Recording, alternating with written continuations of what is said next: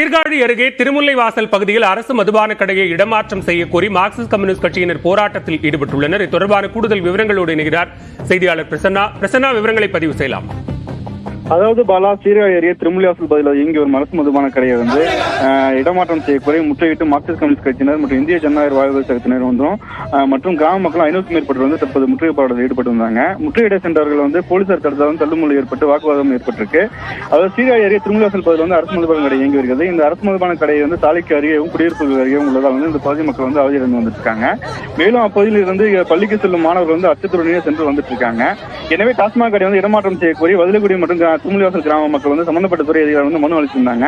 சம்பந்தப்பட்ட துறை அதிகாரிகள் எந்த நடவடிக்கை இதுவரையில் இருக்க ஆத்திரமடைந்த கிராம மக்கள் மற்றும் மார்க்சிஸ்ட் கம்யூனிஸ்ட் கட்சியினர் மற்றும் இந்திய ஜனநாயக வாழ்வு சங்கத்தினர் திடீரென அரசு மதுபான கடையை முற்றுகையிட்டு போராட்டத்தில் ஈடுபட்டு வந்துட்டு இருக்காங்க.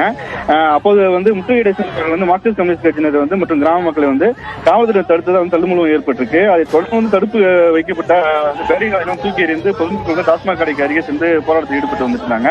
தொடர்ந்து போராட்டத்தில் ஈடுபட்டவர் போலீசார் தடுத்து திருமுல்லைவாசல் மற்றும் சீர்காழி செல்லும் சாலை போராட்டத்தில் ஈடுபட்டு வந்துட்டு இருக்காங்க. தொடர்ந்து வருவாய் கோட்டாட்சியர் அலுவலக அதிகாரிகள் தங்களிடம் பேச்சுவார்த்தை நடத்தும் வரை தொடர்ந்து போராட்டத்தில் ஈடுபட உள்ளதாகவும் தற்போது தெரிவித்திருக்காங்க. நன்றி பிரசன்னா, விரிவான விவரங்களை பதிவு செய்தமைக்கு.